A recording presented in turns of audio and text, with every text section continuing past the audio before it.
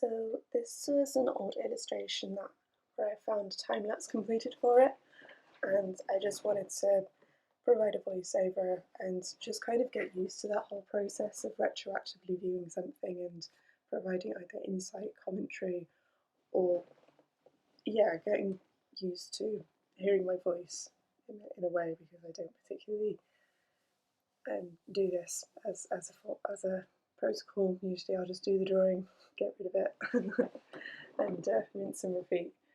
So here I've just had a commission, and it was just a simple portrait that was provided to me, where I was asked to recreate the portrait with, I guess, more of a graphic novel aesthetic, with more angular lines and features provided, and some simple shading added on top. So I've completed the pencil outline, wrote it out, obviously, to a faint trace, so that I can do the outlines in ink.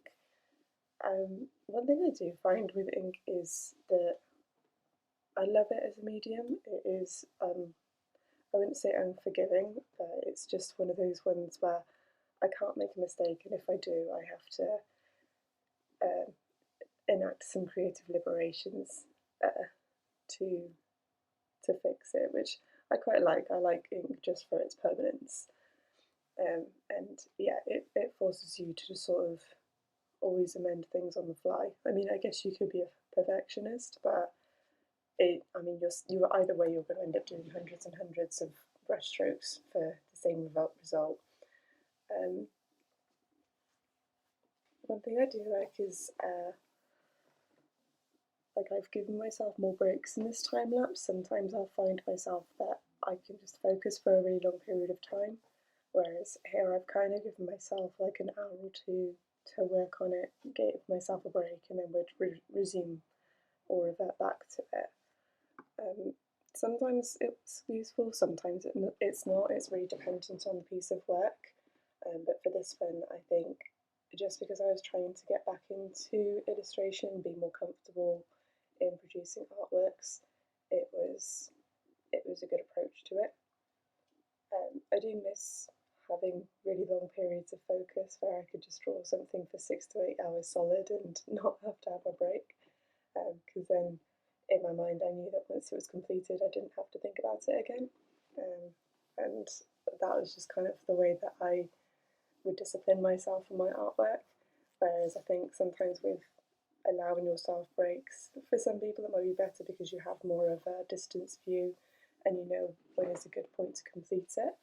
But for me, when I have a break and I revert back to it, I just look back and think, oh, I can make a few more I can make a few more amendments to these.